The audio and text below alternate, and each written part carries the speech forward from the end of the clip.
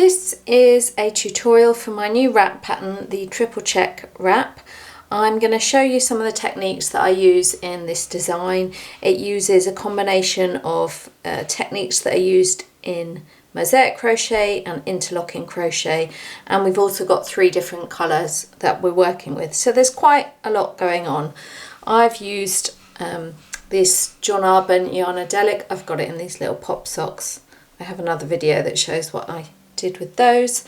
So it's actually a sport weight yarn, but it kind of works up similar to 4-ply. That's my experience so far. So the stitches we're using are actually quite simple. It's mostly, in US terms, single crochet, double crochet, chains and some slip stitches. So nothing crazy there, it's just all about stitch placement. I'm going to talk you through this and then I'm going to demonstrate one of the row repeats. So we started here, and our first row is essentially a row of single crochets made into the chain.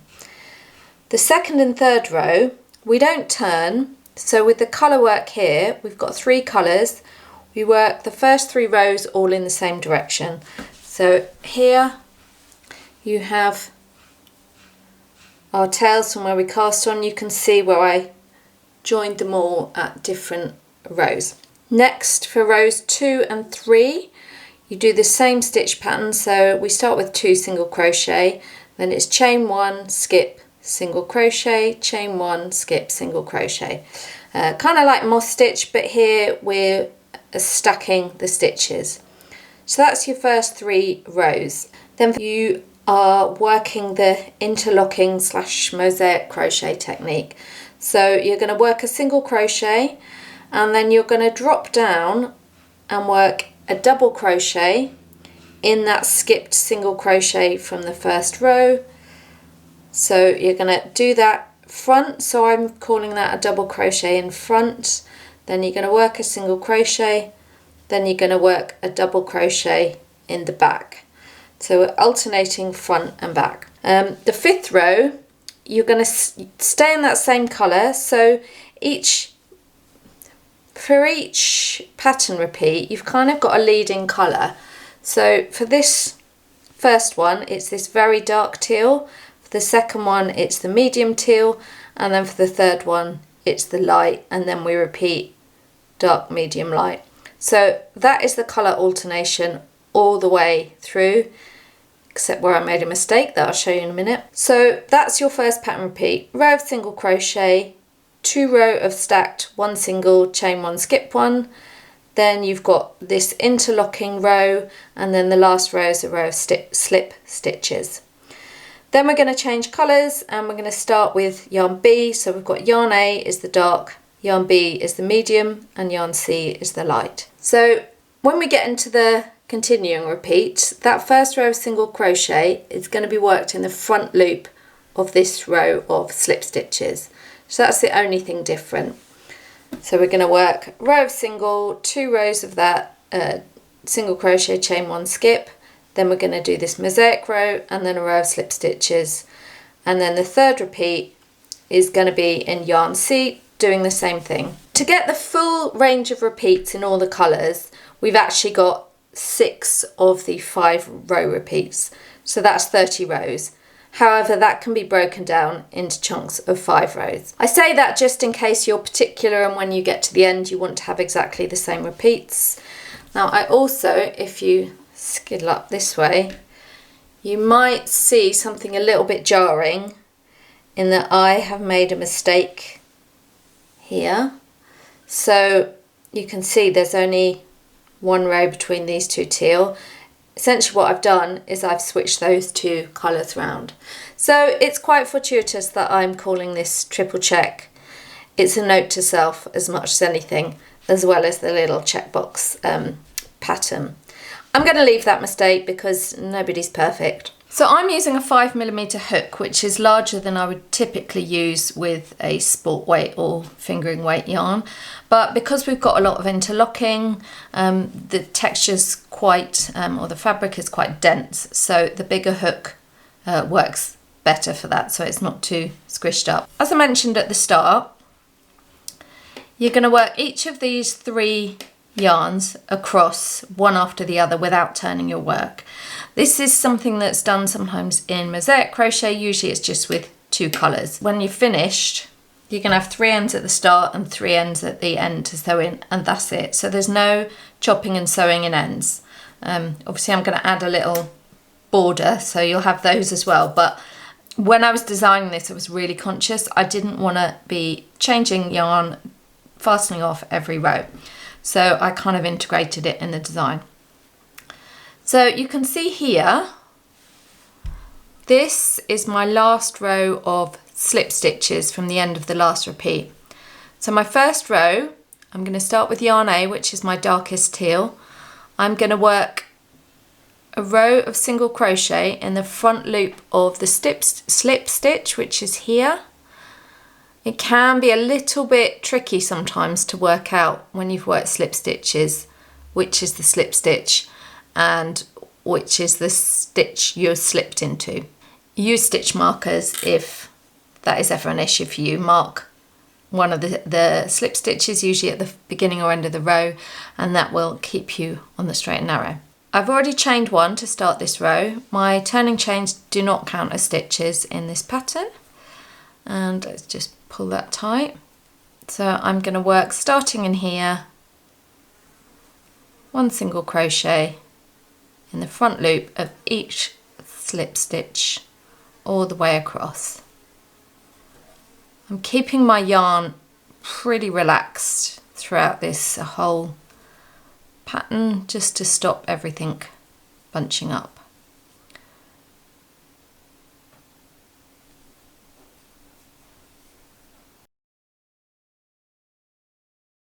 "44, 45, 46,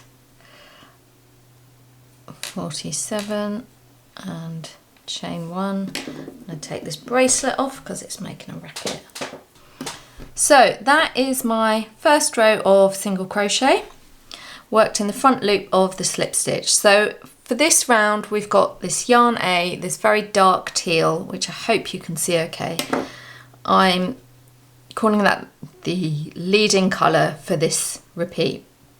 So what I'm going to do, I've pulled up a loop here. I'm just going to pop a stitch marker on it.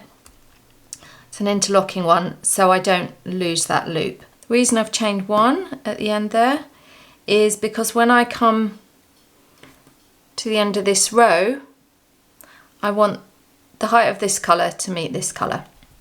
One of the main reasons that I'm making this tutorial is so I can show you how I manage colours and keep it not too bulky around the edges.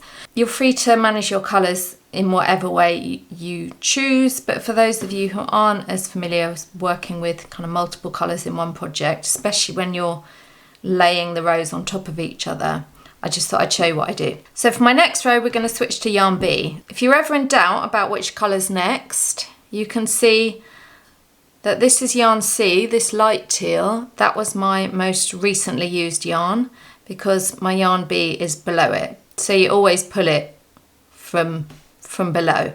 So I'm going to just pop my hook into that loop of the first stitch, and I'm going to grab this colour and just pull up a loop with it. That's how I pick it up to start this row. And I'm going to chain 1 as you would start a normal row. Doesn't count as a stitch here or at any point during the pattern. Then I'm going to work a single crochet in the first stitch, single crochet in the second stitch, and I'm going to chain 1, skip this stitch. I'm actually going to just pop a little, I don't have another marker with me, but I've got this little scrap of yarn. I'm just going to pop a little scrap of yarn in that stitch that I've missed. So I've worked 2 single crochet, chained 1, skip that stitch, work a single crochet in the next stitch. Let's keep that little wiggly bit out of the way. Chain 1, skip a stitch, work a single crochet in the next one, and I'm going to repeat that all the way across.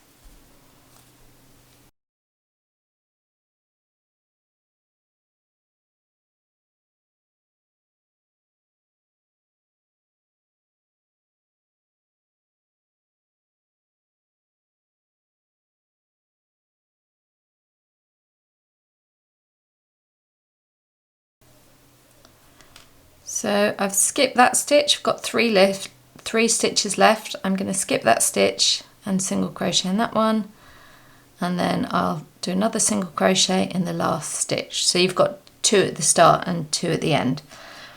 So that is my second row. Then I'm going to take this loop, I'm just going to get rid of my stitch marker. You don't have to use the stitch marker, it's just, it stops that loop falling off.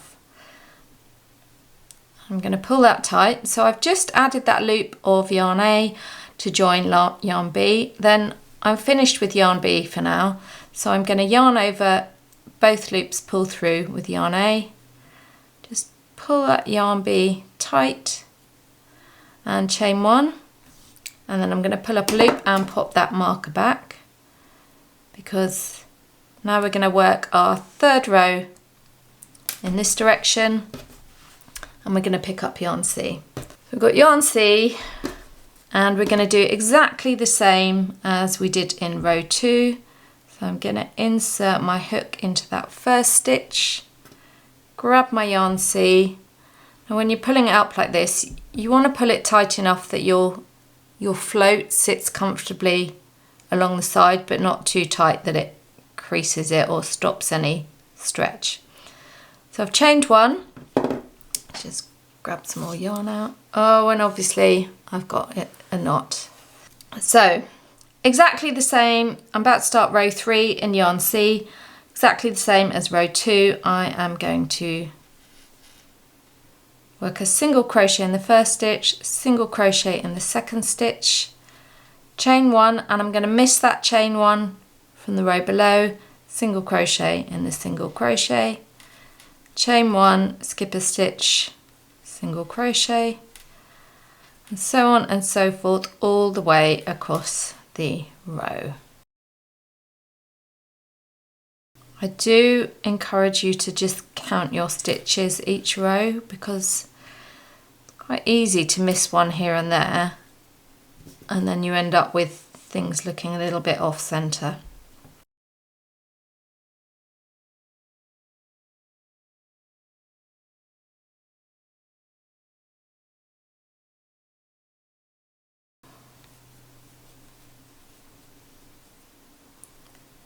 So we're coming close to the end. That's my last chain 1, and then 1 single crochet in each of the last 2.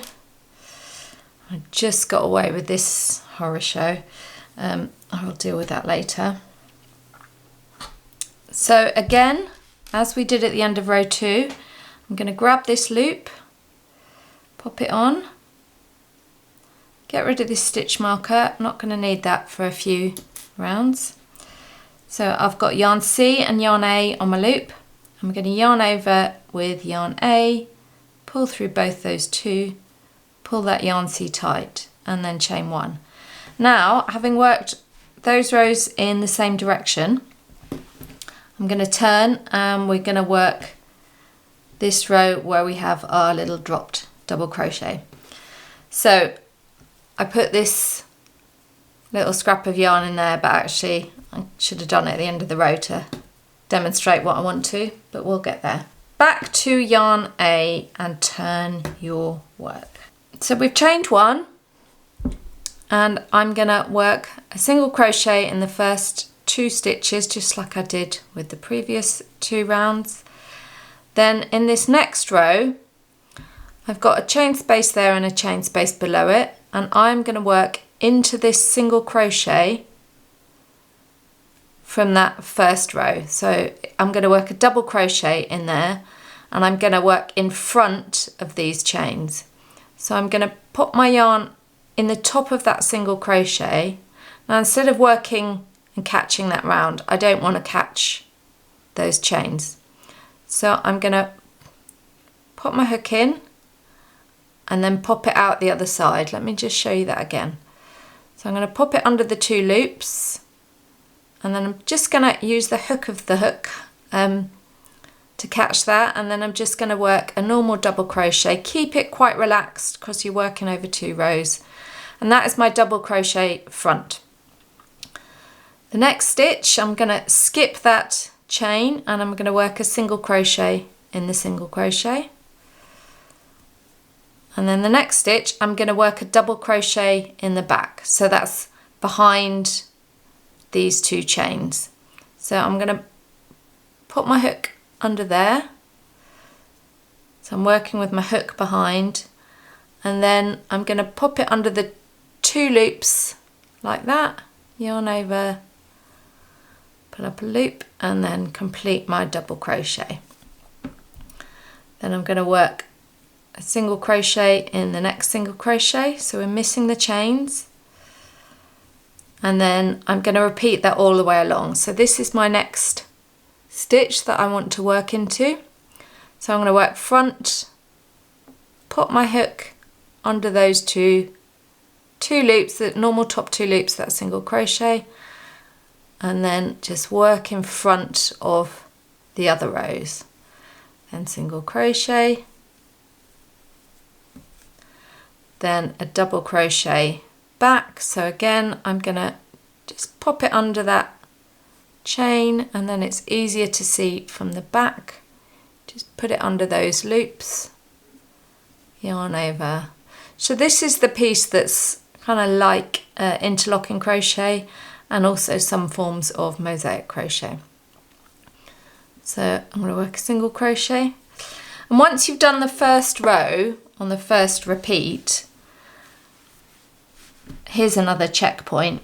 You can just double check that all of these are lining up. Sometimes you kind of get into the zone, and then you realise you've done 2 front in a row or 2 back in a row. So just keep an eye that you're staying with the checks stacked. So here is my single crochet. Yep, it's a front one. So double crochet front, that's DCF in the pattern, single crochet, double crochet behind, that's DCB in the pattern, and then a single crochet, and I'm just going to keep working that all the way across to the end.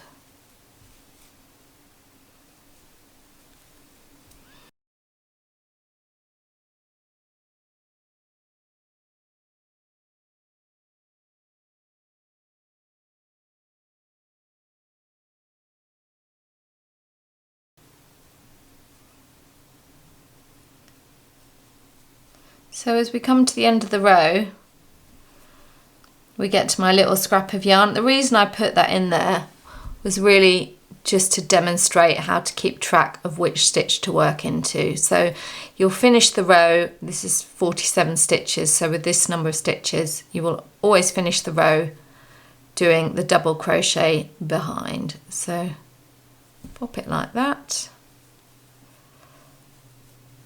and then single crochet in the second to last stitch and a single crochet in the last stitch, chain 1, and then we're going to turn again. So the first 3 rows were all worked in the same direction. This row 4 is worked in the opposite direction, and then for the 5th and final row of the repeat we're going to work back in the same direction as the other 2 rows. And this last row, just a row of slip stitches, so I'm going to slip stitch in each stitch all the way across. So I do chain 1 at the start of slip stitch rows, it just makes it easier to see the stitches. And the way I slip stitch, keep your yarn really nice and loose and try and make it in one movement. So you can slip stitch by pulling through and then pulling through. But personally I find that a bit jarring, so I do my best to do it in one. And again, if you're going to count any rows, I'd like to count the slip stitch rows because it's quite easy to lose one there.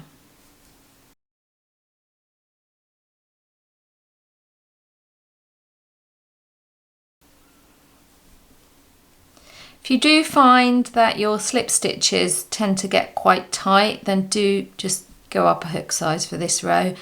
You want to make sure it doesn't doesn't pull on any of the stitches because you don't want it to pinch in, so make sure there's lots of movement there.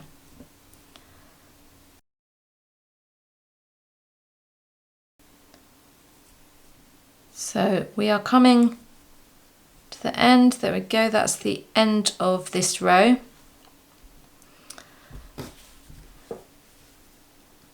And that is the end of the first repeat. Now I'm just going to change colour so I can go ahead and start the next repeat before turning. So I'm just going to yarn over. My next yarn is going to be, it's not going to be this one. Remember, go for the one that's furthest at the bottom. So my next yarn is going to be yarn B, and that is going to be leading yarn for the next repeat. So all I'm going to do is grab yarn B and then pull it through that loop and make a chain, and then I'm going to turn my work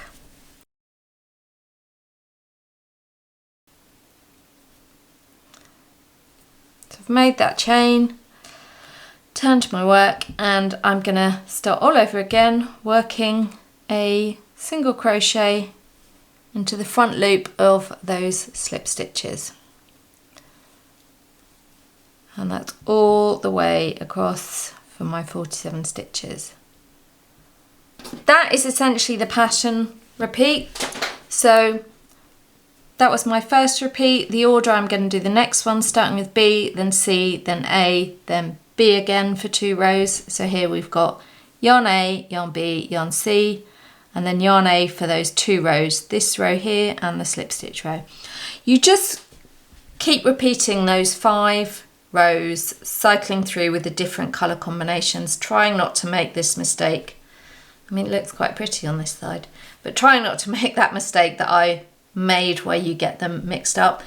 If it does matter, if you do get them mixed up, it's not the end of the world. It's the whole goal behind this wrap was to have it look like a kind of woven, tweedy loveliness. So it doesn't matter if it's not perfect. I don't have the words to explain what I wanted. I'll think on them for when the pattern comes out. Okay, so I'm going to carry on with this. I'm about 1/3 of the way through at the moment. I'm just going to keep working. It's kind of memorized now, so it's actually a really nice, relaxing project, so long as you don't get your yarns tangled up. So do keep an eye on those as well.